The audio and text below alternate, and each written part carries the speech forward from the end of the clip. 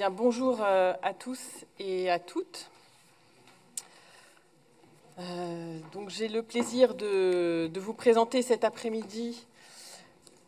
ce nouvel acte de l'aménagement culturel du territoire que nous avons intitulé « Nos territoires de culture ». Dans un moment qui est un moment de grande fragilité pour le secteur culturel, avec des établissements qui voient leur budget artistique diminuer, ce qui fait peser un risque existentiel sur certaines compagnies qui sont pourtant installées et reconnues, un risque également sur la capacité de nouvelles compagnies à émerger, et enfin un risque sur la nécessaire diversité artistique. Et alors que les arts et la culture sont ce liant essentiel entre nous pour faire société, mais aussi dans un moment de profonde transformation, qui sont là aussi pour nous aider à nous interroger, à nous remettre en question pour faire face aux enjeux sociaux, sociétaux, écologiques, démocratiques, par des voix sensibles et poétiques, la région Centre-Val de Loire réaffirme sa volonté de soutenir les acteurs et les territoires qui souhaitent, comme elle, faire des arts et de la culture une priorité. Donc ce rapport vient décliner un des engagements de la feuille de route culture en partage qui a été adoptée en juin 2022. Donc cet engagement était d'écrire un nouvel acte de l'aménagement culturel du territoire en revisitant notamment son dispositif emblématique et unique à l'échelle nationale, que sont les pactes, ces contrats qui sont conclus entre la région et des collectivités pour déployer une programmation artistique et culturelle globale. Alors, avant de procéder à la réécriture ou à la refonte de cette politique, il était nécessaire d'abord de faire un bilan, d'avoir une photographie de cette ambitieuse politique qui s'est construite depuis plus de 20 ans dans notre région, avec pour objectif de mettre les arts et la culture à la portée de tous et toutes et partout sur le territoire. Donc cette politique a pris forme à travers plusieurs dispositifs, depuis le soutien à l'itinérance des compagnies en 2001 et aux saisons culturelles en 2007, jusqu'à la création des pactes en 2012 et au soutien aux manifestations,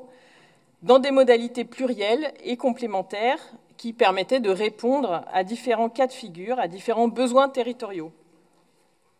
Pour voir l'évolution de la couverture du territoire régional par les pactes de 2012 à 2023, je vous invite à vous référer aux cartes qui sont dans le rapport et au tableau de données sur le nombre de communes et d'habitants concernés. Et donc on voit à quel point, en effet, cette politique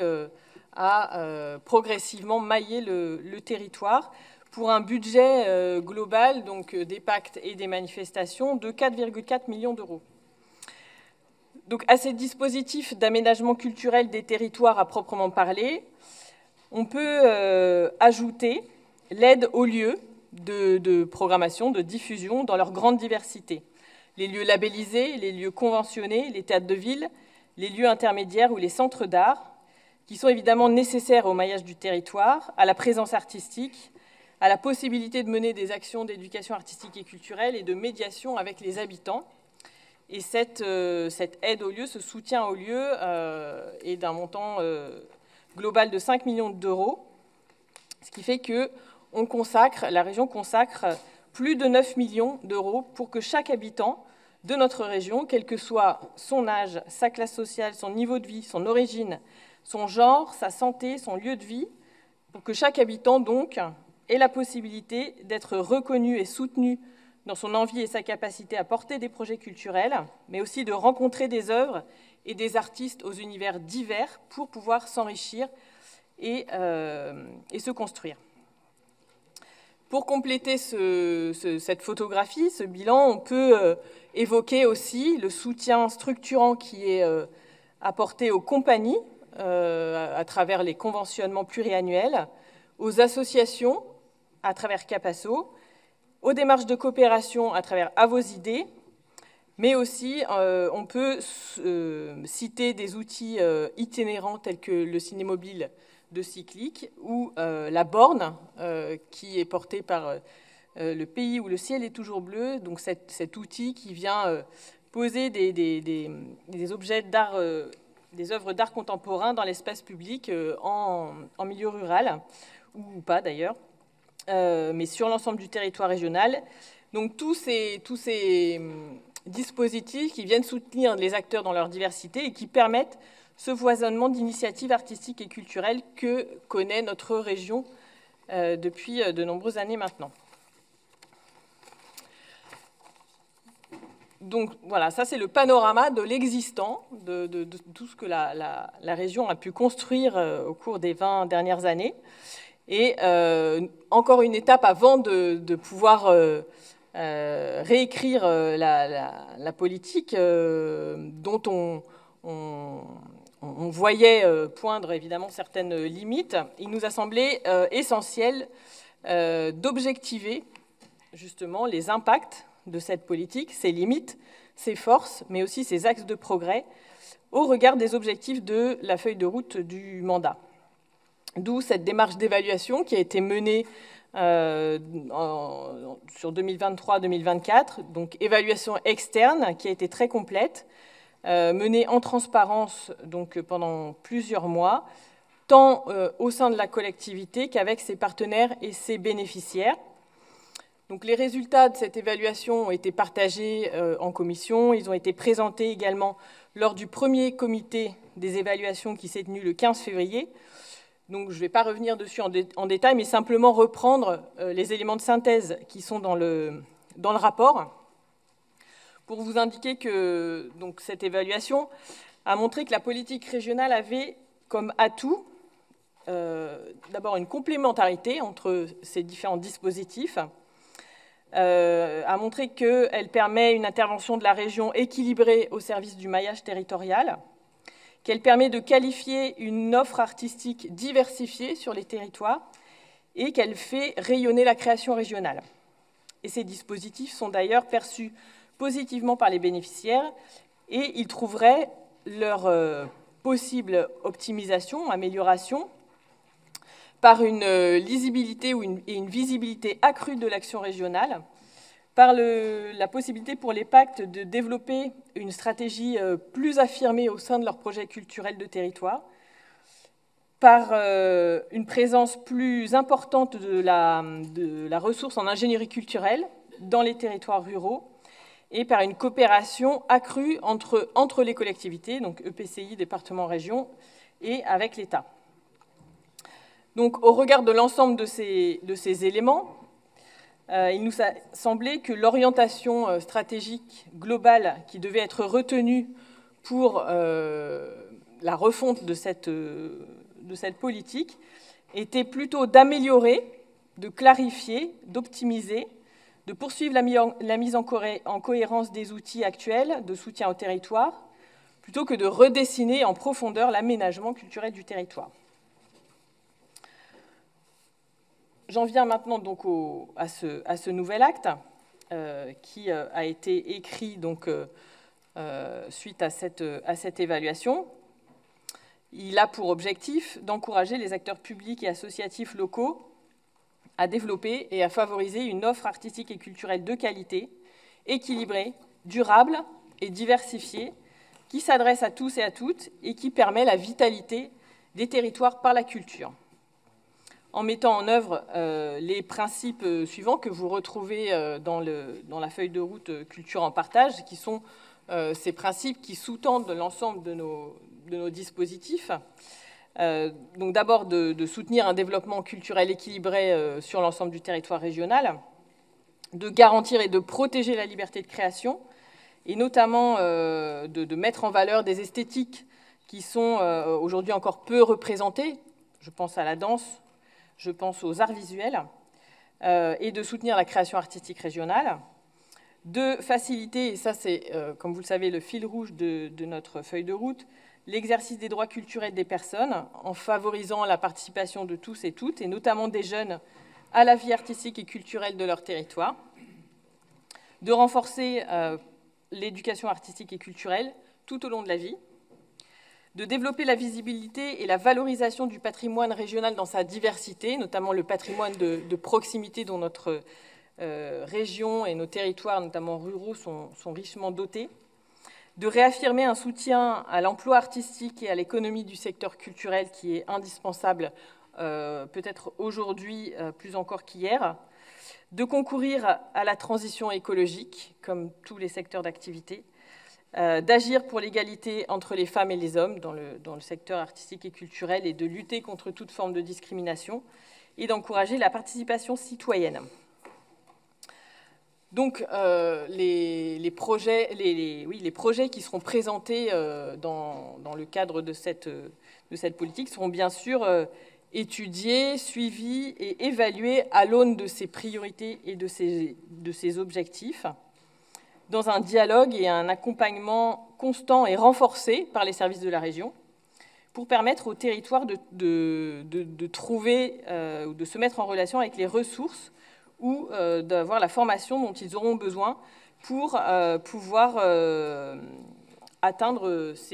concourir à l'atteinte de ces objectifs. Donc, la politique d'aménagement culturel du territoire, vous le saviez, était constituée donc des pactes et des manifestations. Pour les pactes, il y avait 8 modalités différentes de soutien au territoire suivant leur nombre d'habitants, suivant leur portage. Et puis, pour les manifestations, également, trois types de soutien. Donc, aujourd'hui, on n'aura plus que trois dispositifs, ce qui permettra une simplification dans le traitement des données, le traitement des dossiers et un gain de temps sur le traitement administratif, donc pour les services, mais aussi évidemment pour les porteurs de projets, qui ainsi pourront consacrer davantage de temps à l'accompagnement. Donc ces dispositifs sont, comme vous l'avez vu, les suivants. D'abord les festivals, donc la définition en est donnée. Donc des événements qui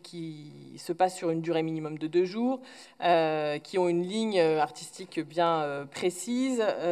qui ont des budgets également artistiques planchers pour favoriser l'emploi et la rémunération des artistes, notamment dans le domaine des arts visuels. Et ça, en cohérence avec la charte des pratiques équitables du réseau Devenir Art que la région a signé et qu'elle s'est engagée à promouvoir et à faire respecter. Donc deuxième dispositif, donc les festivals qui pourront être portés par des acteurs publics ou privés, associatifs.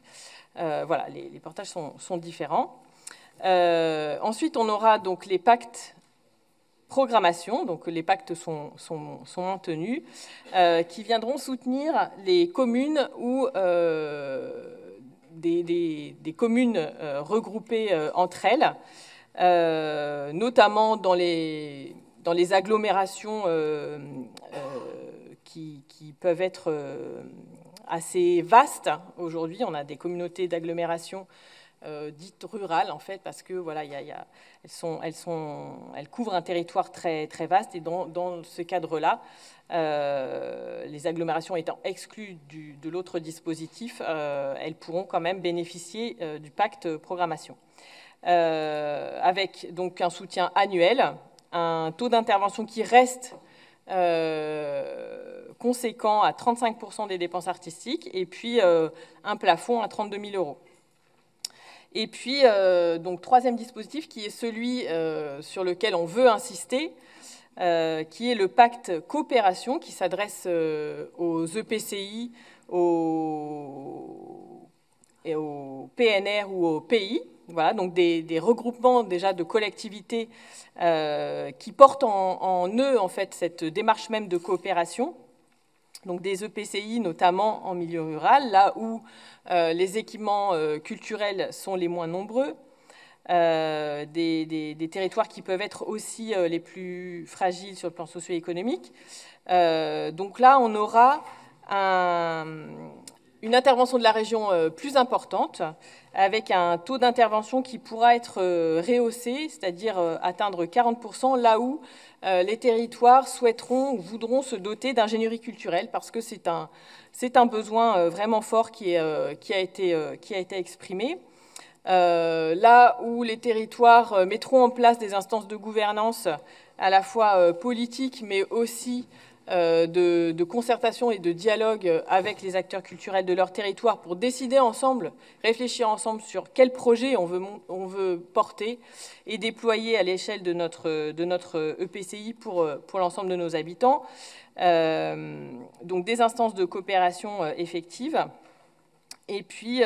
donc, un montant, un plafond, évidemment, d'intervention plus élevé, à hauteur de 110 000 € maximum, donc ce qui est rehaussé par rapport à l'existant. Et puis,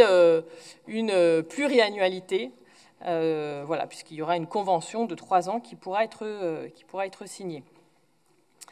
Donc voilà pour une rapide présentation de ces nouveaux dispositifs.